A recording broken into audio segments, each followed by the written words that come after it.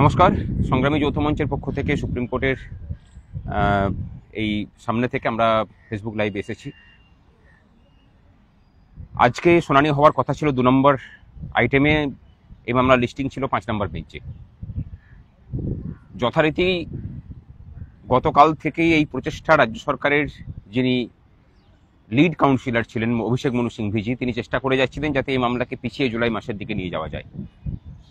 যদিও আমরা সকলেই জানি যে এই মামলাতে রাজ্য সরকারের হয়ে বেশি দিন ধরে টানা আর যে সম্ভব নয়, সেটা বুঝেই বিভিন্ন রকম ছলাকলায় এবার এই মামলাকে পিছানোর প্রচেষ্টা করা হচ্ছে।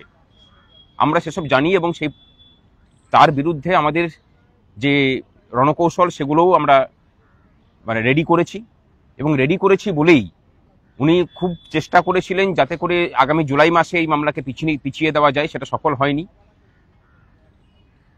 উনি অন্য একটা পার্ট হার্ড ম্যাটার যেটা সুপ্রিম কোর্টে চলছে, সেখানে ভারতবর্ষের প্রায় সব বিখ্যাত আইনজীবীরাও আছেন, আমাদের হরিশ সালভেজিও সেই মামলাতে যুক্ত আছেন। গত সোমবার থেকে সেই মামলা চলছে এবং শুক্রবার পর্যন্ত পার্ট হার্ড ম্যাটারে আছে। সেইটার কারণ দেখিয়ে আজকে ডেটটা পিছোতে চেয়েছেন, এবং প্রথম দিকে মাননীয় বিচারপতিরা সেটা বিরোধিতা করলেও শেষ পর্যন্ত সেটাকে সম্মতি দিয়েছেন, এবং আমাদের পক্ষ থেকে প্রচণ্ড বিরোধিতার কারণের জন্য 7 দিন পরে অর্থাৎ 14 তারিখে 2টোর সময় ম্যাটারটা ফিক্সড হয়েছে। 14 তারিখ আশা করছি এটা শুনানি হবে, এবং সংগ্রামী যৌথ মঞ্চের পক্ষ থেকে সর্বশক্তি নিয়েই এই মামলাতে কর্মচারীদের পক্ষের বক্তব্য রাখা হবে। হতাশ যে একদম নই তা নয়, কিন্তু হতাশ হলে পরেও লড়াইয়ের জোরটা আরো বেশি করে বাড়ছে এই কারণের জন্য যে যতই চেষ্টা করুক এখন আর 5-6 মাসের বিরতিতে ডেট পড়ার কোনো জায়গা নেই। 1 সপ্তাহ পরেই আবার মামলা শুনানি আছে। এই মামলায় জয় অবশ্যম্ভাবী, এবং জিতবো আমরা। সমস্ত কর্মচারী পক্ষ এই মামলায় জয়ী হবে। এবং আজকে দেখেছেন যে সমস্ত পক্ষের আইনজীবীরা কিভাবে লড়াই করেছেন কর্মচারীদের পক্ষে। আপনাদের মনে হতে পারে যে এটা একটা হতাশার বিষয়, কিন্তু আমি বলবো যে না, হতাশার নয়। আগামী 1 সপ্তাহ পরেই যেহেতু শুনানি আছে, চলুন আমরা আশা করি যে এই মামলা অতি দ্রুত সমাপ্ত হবে। আমাদের আইনজীবী আমাদের বিক্রম ব্যানার্জি সাথে আছেন, তিনি কিছু বলবেন। আজকে মামলাটা মেনশন করেছিলেন সরকারের তরফ থেকে অ্যাডভোকেট অভিষেক মনু সিংভি। স্বভাবতই তিনি আজকে সময় নিতে চেয়েছিলেন তার অন্য একটি মামলায় ব্যস্ততা থাকার কারণে।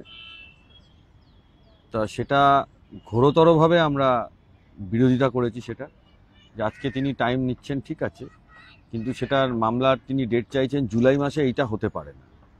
সেটা ঘোরতর যে আমরা বিরোধিতা করেছি, সেই বিরোধিতাটা জজ সাহেব আজকে রেকর্ডও করেছেন, এবং 14 তারিখ 2টোর সময় উনি ফিক্স করেছেন মামলাটা শুনানি করবেন বলে। যতই টাইম নেওয়ার চেষ্টা করুক, যতবার টাইম নেওয়ার চেষ্টা করবে রাজ্য সরকারের তরফ থেকে, এখন থেকে ঘোরতর বিরোধিতা হবে এবং লম্বা ডেট আর হবে না। হ্যাঁ, সময় যায় আদালতে মামলা হলে, এটা একটা ব্যাপার, এটাও একটা প্রসেস। সব পক্ষকে শুনানি না করলে একটা বিচার প্রক্রিয়া তো পুরোপুরি শেষ হয় না। তাই জন্য সব পক্ষকে কিছু তো সময় দেবেই, এটা তো অস্বীকার করার জায়গা নেই। হ্যাঁ, কম বেশি টাইম যে কেউ নিতে পারে, কিন্তু এখন যেটা আমরা টার্গেট নিচ্ছি যে কোনোভাবে যদি লম্বা ডেট চাওয়া হয় বা কিছু হয়, কারণ এক পক্ষ ইন্টারিম অর্ডার এনজয় করে যাবে সারা জীবন, আরেক পক্ষ ইন্টারিম অর্ডারের জন্য আটকে থাকবে, সেটা হতে পারে না। সেই জন্য ঘোরতর বিরোধিতা করা হয়েছে, এবং ভবিষ্যতেও সময় চাইলে ঘোরতর বিরোধিতা করা হবে। নমস্কার।